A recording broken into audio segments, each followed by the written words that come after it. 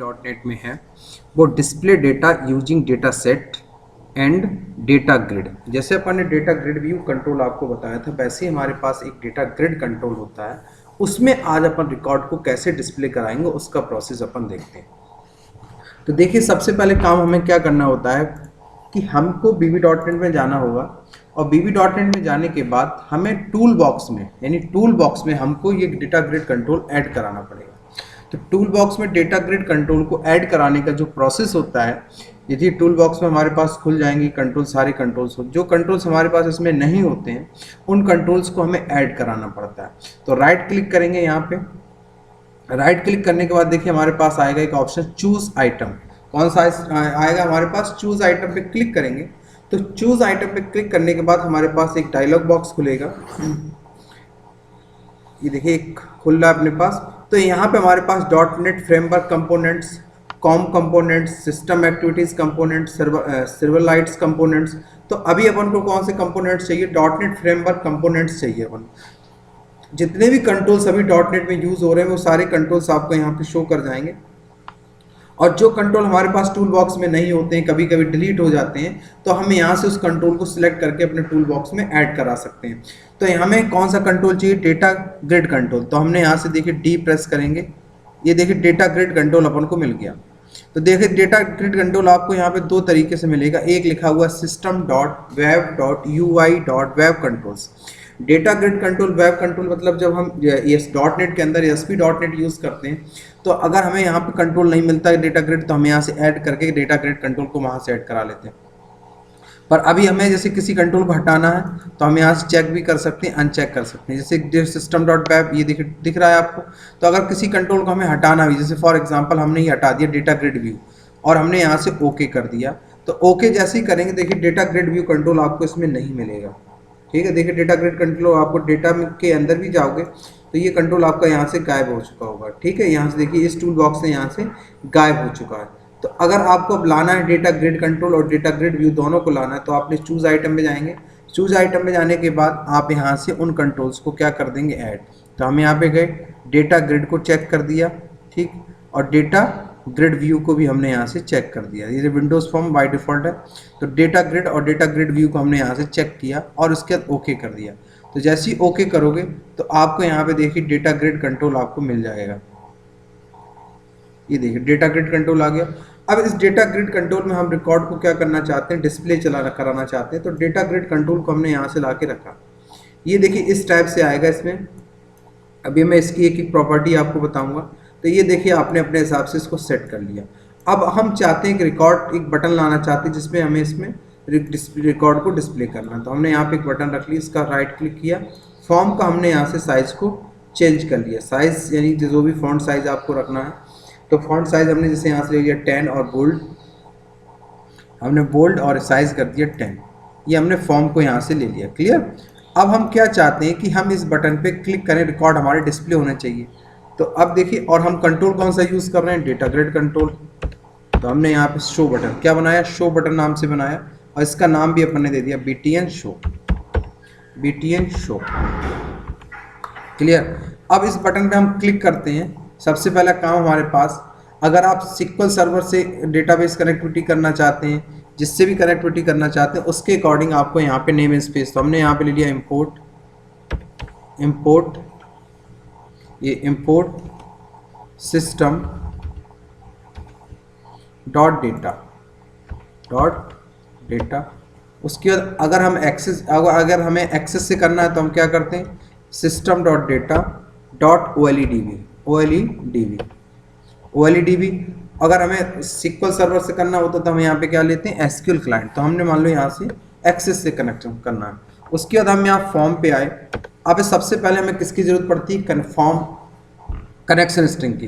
तो dim con as new connection string OLEDB। क्या लिया? OLEDB कनेक्शन, ये ले लिया। इसके अंदर हमें क्या जरूरत पड़ती है? कनेक्शन स्ट्रिंग की जरूरत पड़ती है। किसकी जरूरत पड़ती है? कनेक्शन स्ट्रिंग की। तो हम यहाँ पे गए सर्वर एक्सप्लोरर में। कहाँ गए, सर्वर एक्सप्लोरर। और यहाँ से हमने ले लिया डेटाबेस, जो भी डेटाबेस हमारे पास SICS मान लो सपोज हम यूज़ करना चाहते हैं, जो भी डेटाबेस यूज़ करना चाहते हैं, देख लेते हैं इसके अंदर कौन से टेबल्स हैं। मान लो इसके अंदर अपन स्टूडेंट टेबल रिकॉर्ड देख लेते हैं कितने हैं, तो हमने यहाँ से कर लिया रिट्राइव डेटा, देख लेते हैं रिकॉर्ड्स हैं इसमें कि नहीं, इतने रिकॉर्ड्स पड़े, तो अपन इसी टेबल को यूज़ कर लेते हैं। तो अपन ने राइट क्लिक किया यहाँ से डेटाबेस पे, प्रॉपर्टी में गए, प्रॉपर्टी में जाने के बाद अपन ने यहाँ से इसको स्ट्रिंग को कॉपी कर लिया। आप टाइप भी कर सकते हैं, आप अगर आप टाइप करना चाहें तो स्ट्रिंग को टाइप भी कर सकते हैं, ये याद रखना। प्रोवाइडर माइक्रोसॉफ्ट AC OLTB, ये आपको पूरा प्रोवाइड डेटा सोर्स जहाँ भी आपको पड़ा। उसके बाद आप आए, दूसरा काम आपने क्या किया, इस कनेक्शन को ओपन करें। कनेक्शन को ओपन करना पड़ेगा। कुछ स्टूडेंट्स क्या करते हैं, कनेक्शन ले लेते हैं पर कनेक्शन को ओपन नहीं करते। तो देखिए अगर ओपन नहीं करोगे तो कनेक्शन काम कैसे करेगा। पहला मेथड हमें क्या लगना, कनेक्शन को ओपन करना पड़ता है। उसके बाद डिम, रिकॉर्ड को डिस्प्ले कराने ग्रिड व्यू में, तो हमने आपको बताया हमेशा किसका यूज़ करते हैं, वो डेटा अडाप्टर। तो OLEDB डेटा अडाप्टर, क्या ले लिया, OLEDB डेटा अडाप्टर। अब रिकॉर्ड्स को डिस्प्ले कराने की हम क्वेरी देंगे, तो डिस्प्ले कराने की क्वेरी किस टेबल से हमें चाहिए, स्टूडेंट्स से, और सारे फील्ड चाहिए, सारे रिकॉर्ड चाहिए। तो अपन यहाँ पे क्या लगाएंगे, सिलेक्ट स्टार फ्रॉम, टेबल का नाम अपने पास क्या है, स्टूडेंट, और इसके अंदर दूसरा हम ऑब्जेक्ट जो पास करते हैं वो क्या पास करते हैं, कौन।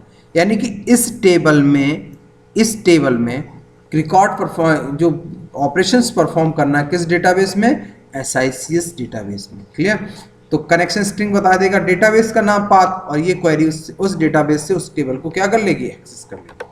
उसके बाद हमें अब रिकॉर्ड्स को चाहिए, तो मिडिल काम कौन करता है, यानी डेटा सेट से ग्रिड के बीच में अगर रिकॉर्ड को डिस्प्ले कराना तो हमें किसकी जरूरत पड़ती है, डेटा सेट की। तो न्यू डेटा सेट, चलिए डेटा सेट। अब अपन ने क्या किया, ADP.fill, ADP से रिकॉर्ड कहाँ फिल करती है हमने, डेटा सेट। डेटा सेट का नाम, उसके बाद यहाँ पे हम टेबल का नाम, जिस टेबल से कनेक्ट होना, स्टूडेंट, टेबल का नाम अपने पास क्या है, स्टूडेंट।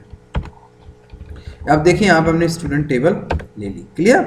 उसके बाद हमारे पास काम क्या है, दूसरा अपने पास काम ये है कि अपन यहाँ पे क्या करते हैं कि ग्रिड व्यू का नाम जो भी लिया, डेटा ग्रिड, क्या लिया, data grid 1, data grid 1 dot, क्या करते हैं, डॉट डेटा सोर्स, क्या करते हैं, डेटा सोर्स, डेटा सोर्स यानी डेटा का सोर्स क्या है, तो अपन ने यहाँ पे कर दिया डेटा सोर्स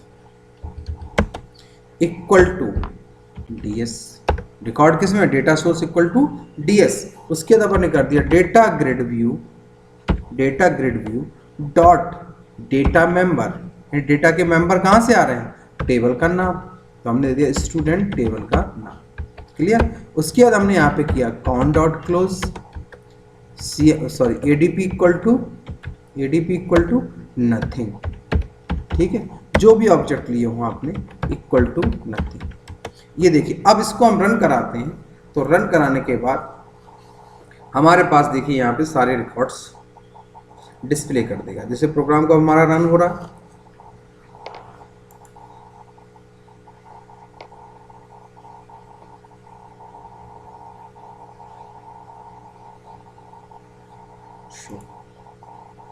ये देखिए रिकॉर्ड डिस्प्ले हो गए। अब इसको हम देखिए फॉर्मेटिंग करते हैं। अब इसके जो मेन प्रॉपर्टी रिकॉर्ड डिस्प्ले कराने कोड, अब देखिए इस पर जैसे ही क्लिक करोगे तो यहाँ पे ऑटो फॉर्मेट कुछ प्रॉपर्टीज आएगी। देखिए जिस हिसाब से भी आपको लेना है, ये देखिए स्टाइलिस्ट अप्लाई। अब आप देखिए रन कराइए, ये ऑटो फॉर्मेट कर दिया आपने। ये देखिए ये अंतर है उसके और उसमें। ठीक है, अब देखिए ऊपर जो पट्टी आ रही है, ये पट्टी आ रही है, ये इसकी कैप्शन पट्टी होती है जो टॉप पे दिख रही है ना ये। तो इस कैप्शन पट्टी में हम चाहते हैं कोई टाइटल हमारे पास आए, तो हमने यहाँ पे जैसे कैप्शन कलर, अभी देखिए हम यहाँ पे जाएंगे तो हमने यहाँ पे दे दिया कैप्शन, क्या दे दिया, कैप्शन टेक्स्ट। ये दिखा रहे टेक्स्ट, कैप्शन टेक्स्ट। तो कैप्शन टैग में हमने स्पेस दिया और यहाँ पे लिख दिया हमने स्टूडेंट इंफॉर्मेशन। आप इसका कोई कलर वगैरह चाहते हैं, स्टाइलिस्ट फॉन्ट वगैरह चाहते हैं, तो आपने दे दिया इससे। ठीक, कोई स्टाइलिस्ट लेना है आपको, क्लियर। आप कोई कलर वगैरह भी देना चाहते हैं, फॉन्ट फिक्स्ड सिंगल कर दीजिए। ठीक है, आप इसका कलर वगैरह भी देखिए, एक एक चीज़ बता रहा हूँ आपको। फॉन्ट ले लिया आपने, उसके बाद आप इसका बोल्ड देखिए कितना चाहते हैं, इटैलिक कितना चाहते हैं, अंडरलाइन चाहते हैं कि नहीं चाहते। ठीक, ग्रिड आपको कैसी चाहिए, ग्रिड के अंदर जो है नन अगर कर देंगे तो कुछ भी नहीं आएगा। ठीक है, अगर आप यहाँ पे चाहते हैं, उसके बाद आपने क्या कर दिया, 4 कलर, ग्रिड कलर, जैसे 4 कलर आपने कर दिया। कैप्शन 4 कलर ब्लैक है, आप कैप्शन का सॉरी आप कैप्शन का 4 कलर ब्लैक की जगह पर आप कर दीजिए रेड आई, आप कर दीजिए यहाँ से, देखिए आपको दिखेगा भी। रन कराइए, आ रहा स्टूडेंट इन्फॉर्मेशन, क्लियर। उसके बाद देखिए आप चाहते हैं जो नीचे हेडर वगैरह आते हैं इनके कलर वगैरह आपको सेट करना है। ठीक, आप इसको कर दीजिए ऑटो फॉर्मेट की हटा दीजिए, इसको आप रन कर दीजिए डिफ़ॉल्ट। अब आप इसको अपने हिसाब से इसको क्या करना चाहते हैं, सेट करना चाहते हैं, क्लियर। तो आप यहाँ से क्या करिए, कैप्शन फॉन्ट ले लीजिए, आपने ले लिया बोल्ड, ठीक है। इटैलिक करना चाहते हैं तो बोल्ड इटैलिक कर दीजिए, ठीक, बोल्ड इटैलिक। उसके बाद आप यहाँ से अपने हिसाब से डिजाइन करेंगे। आप हेडर का जो फॉन्ट हेडर आ रहा है उसका फॉन्ट क्या आना चाहिए, आपने यहाँ से दिया बोल्ड 14, बोल्ड इटैलिक 14 जो हेडर आए, ठीक है। उसके बाद आपने क्या कर दिया, बैक कलर चाहते हो कोई, background colour, caption back colour, caption का बैक कलर क्या है, जहाँ कैप्शन डिस्प्ले उसका बैक कलर क्या है, ये देखिए आपने येलो कर दिया। आप यहाँ से ये वाला कर दिया, क्लियर। उसके बाद कैप्शन 4 कलर क्या चाहते हो, इस पे 4 कलर कौन सा लेना है आपको, ये देखिए, क्लियर। उसके बाद ग्रिड लाइन, जो लाइन आएंगे वो लाइन कैसी चाहिए आपको, आपने दे दिया यहाँ से ये। Header back colour, header 4 colour, जो हेडर आ रहा है उसका कलर क्या आना चाहिए, हेडर के लिए दे दिया आपने मान लो रेड, ठीक। लिंक कलर, जो लिंक में आप देना चाहते हैं आप दे दिया, क्लियर। ये आपने बनाया। अब देखिए इसको जो सेटिंग्स आपने की वो आ रही कि नहीं आ रही, आ रही सेटिंग, जो आपने सेटिंग की देखिए वही कलर आपके पास,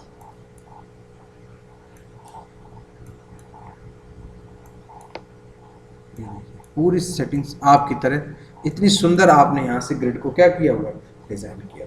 अब जैसे इसको कस्टमाइज करना है, इनको कस्टमाइज करना है, जैसे ये एस नेम आ रहा है, एज आ रहा है, आप अपने हिसाब से इनको देना चाहते हैं, कस्टमाइज करना चाहते हैं। अभी इनको देखिए रो सेलेक्ट करें तो रो सेलेक्ट करने में आपका जो कलर आना चाहिए, अभी देखिए इसमें आपका क्या है, ये देखिए यहाँ सॉर्टिंग भी कर सकती है, देखिए जिस टाइप से चाहें उस टाइप से आप सेटिंग भी कर, नेम के आधार पर सॉर्टिंग करनी है, ये देखिए एज के आधार पे करनी, जेंडर के आधार पे करनी है ना, तो आपने यहाँ कर दी, ये देखिए शॉर्टिंग करनी। अब यहाँ पे जैसे आप इनकी वो सेटिंग्स भी चेंज करना चाहते हो तो आप कैसे दे सकते हो उसका, हमने आपको एक तरीका बताया था, एलियास नेम।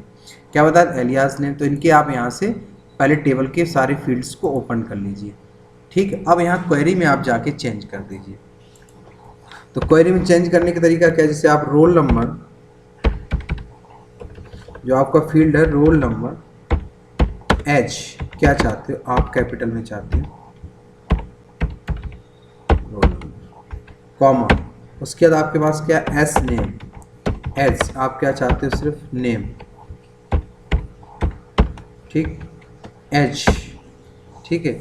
उसके बाद आप क्या है, एज, एज एज कैसे चाहते हो आप, कैपिटल में चाहते हो, एज यहाँ पे क्या लगाओगे, एज कीवर्ड और ब्रैकेट में दे दोगे कैपिटल,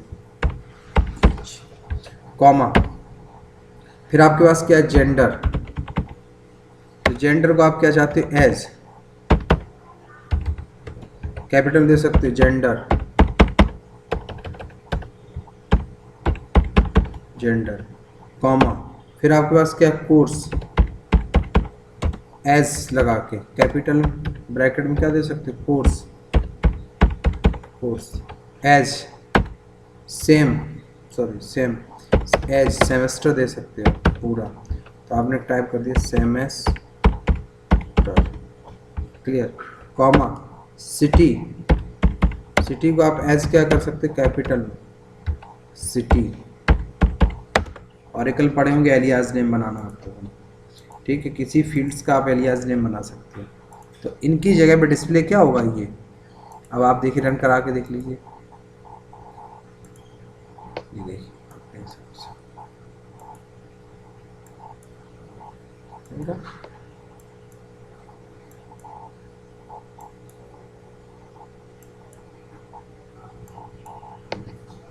पूरी सेटिंग्स आप अपने हिसाब से इसको आपने किया कस्टमाइज किया हुआ। अभी हम एक कोड और आपको बताएंगे जब नेक्स्ट क्लास में, जैसे सिलेक्ट करें तो ऑटोमेटिकली फिल हो जाना चाहिए। अब यहाँ पे देखिए आप चाहते हैं कि सिलेक्शन जो रो सिलेक्ट करें उसका कलर दूसरा है, तो यहाँ पे देखिए आपके पास है सिलेक्शन बैक कलर। जब आप सिलेक्शन करें तो बैक कलर क्या हो जाए आपका, मान लो आपने कर दिया हाईलाइट। सिलेक्शन फोर कलर क्या हो जाए, तो फोर कलर आप चाहते हैं यहाँ पे हो जाए रेड। तो अब देखिए जैसे आप किसी रो को सिलेक्ट करेंगे तो आप उसका सिलेक्शन कलर क्या चाहते हैं, हो गया। ये इसका मतलब ये रो आपने क्या कर रखी है, सिलेक्ट कर रखी है, ये देखिए, है ना। तो आपने यहाँ पे क्या कर रखा है, सिलेक्शन कर रखा है। क्लियर हो गया ये आपका। तो ये आपका ग्रिड कंट्रोल को हम इस टाइप से कस्टमाइज कर सकते हैं। क्लियर। अब हम एक स्टूडेंट्स ने क्वेश्चन पूछा, सर अभी ये बार बार जो पाथ है हमारे पास, इस पाथ को बार बार हमें क्या करना पड़ता है, अगर दूसरे सिस्टम पे लेके जाएंगे तो हमें इसको पाथ को क्या करना पड़ेगा, चेंज करना पड़ेगा। तो अगर आप चाहते हैं कि इस पाथ को आपको बार बार चेंज ना करना पड़े तो एक तरीका हम आपको बताते हैं। इस प्रोग्राम को आपने जहाँ सेव किया हुआ उस डेटाबेस को आप कॉपी कर लीजिए। जैसे हम यहाँ पे डेटाबेस हमने कहाँ बनाया, डॉक्यूमेंट के अंदर SICS नाम से डेटाबेस बना, तो इस डेटाबेस को हमने यहाँ से कॉपी कर लिया। ठीक है, उसके बाद इस प्रोजेक्ट को आपने जहाँ सेव किया हुआ तो हमने D के अंदर 5BCA नाम का एक फोल्डर बनाया। किस नाम से बनाया हमने, 5BCA नाम का फोल्डर बनाया। ठीक है, देखिए जहाँ पे हमारा ये सेव E के अंदर एक प्रोजेक्ट फोल्डर बना हमारा, किस नाम से, 5BCA.NET प्रोग्राम। और इस प्रोग्राम का सॉफ्ट प्रोग्राम का नाम हमने क्या दिया है, प्रोग्राम ग्रिड। क्या नाम दिया हमने इसका, प्रोग्राम ग्रिड। तो प्रोग्राम ग्रिड के अंदर आप देखिए प्रोग्राम, ये देखिए प्रोग्राम ग्रिड, इसके अंदर आप जब क्लिक करेंगे तो एक फोल्डर मिलेगा बिन, बिन के अंदर डेबग, डेबग के अंदर आप इसको क्या कर दीजिए, पेस्ट कर दीजिए। मेरी बात समझे कि नहीं समझे। आप उस जो सॉफ्टवेयर आपने जो प्रोग्राम बनाया उसके अंदर आप कहाँ जाएंगे, पाथ मैंने आपको क्या बताया देख लीजिए एक बार। जब आप उसको ओपन करेंगे तो आपको बिन, बिन के अंदर डिबग फोल्डर, डिबग के अंदर उस पाथ को आप क्या कर दीजिए, पेस्ट कर दीजिए। जब इसको आप पेस्ट कर दीजिए उसके बाद आप अपनी कनेक्शन स्ट्रिंग में आइए, जो कनेक्शन स्ट्रिंग आपने ले रखी है। अब आप उसमें क्या करिए, डेटा सोर्स, जहाँ पे आपने डेटा सोर्स लिया है उस डेटा सोर्स को आप, उस डेटा सोर्स को क्या कर लीजिए, जो भी आपने लिया हुआ है डेटा सोर्स, ठीक है, डेटा सोर्स, और उस डेटा सोर्स के बाद आप यहाँ से डेटा सोर्स, इसके बाद आप इसको क्या करिए, डबल कोट लगा दीजिए। क्या लगा दीजिए, डबल कोट, और यहाँ पे लगाइए आप %। क्या लगाइए, %। ठीक, उसके बाद यहाँ पे आपको अब क्या करना है, इतना इसको अभी मैं कमेंट में डाल देता हूँ। ठीक है, और यहाँ से हम इस ब्रैकेट को लेते हैं। ठीक है, अब आपको क्या करना है, यहाँ पे एक यूज होता है हमारे पास एप्लीकेशन,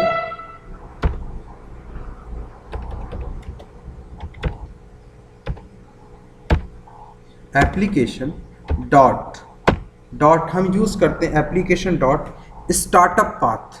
क्या यूज करते हैं, स्टार्टअप पाथ, स्टार्टअप पाथ। उसके बाद हम यहाँ पे %, लगा देते हैं। क्या लगा देते हैं, सॉरी, %। क्या लगाते हैं यहाँ पे,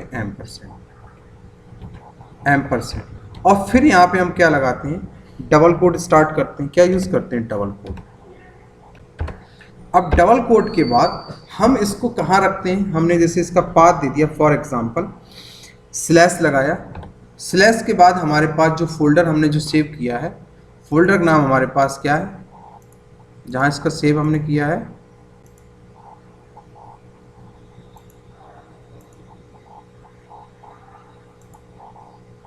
राइट क्लिक किया, इस फोल्डर को हमने कॉपी कर लिया। क्या कर लिया, सॉरी, राइट क्लिक, रीनेम, और इसको हमने कॉपी कर लिया। ठीक, उसके बाद हमने इसको यहाँ पे दे दिया स्लैश, स्लैश लगाया हमने। ठीक है, स्लैश लगाने के बाद अब हमने यहाँ पे कर दिया अपने डेटाबेस का नाम। सपोज अपने डेटाबेस का नाम पाथ देख लेंगे अपन अभी, तो हमने यहाँ पे दे दिया SICS.db। SICS.in। क्लियर। अब इसको एक बार रन करा लेते हैं, कोई पाथ में प्रॉब्लम आएगी तो अपन देख लेंगे।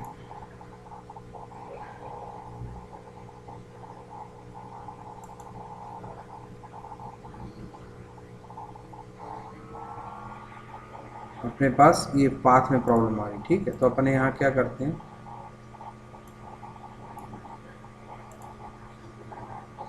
इसके बाद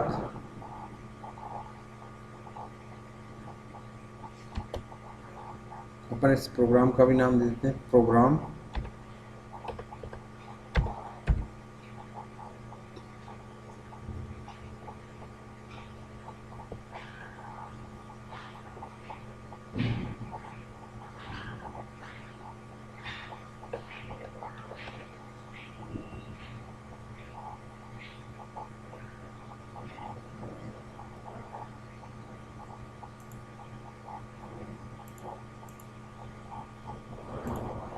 अपन यहाँ पे सिर्फ इतना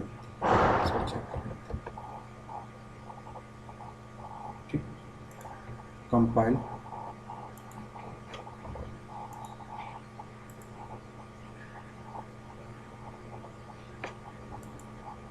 ये देखिए रिकॉर्ड, अपने पास रिकॉर्ड यहाँ पे आ गई। तो अब अब आपको कहीं पे भी जाना है तो सिर्फ आपको अपना इस पाथ पूरे प्रोजेक्ट को कॉपी कर लेना, फोल्डर दूसरे सिस्टम पे जाके आपको पेस्ट कर देना।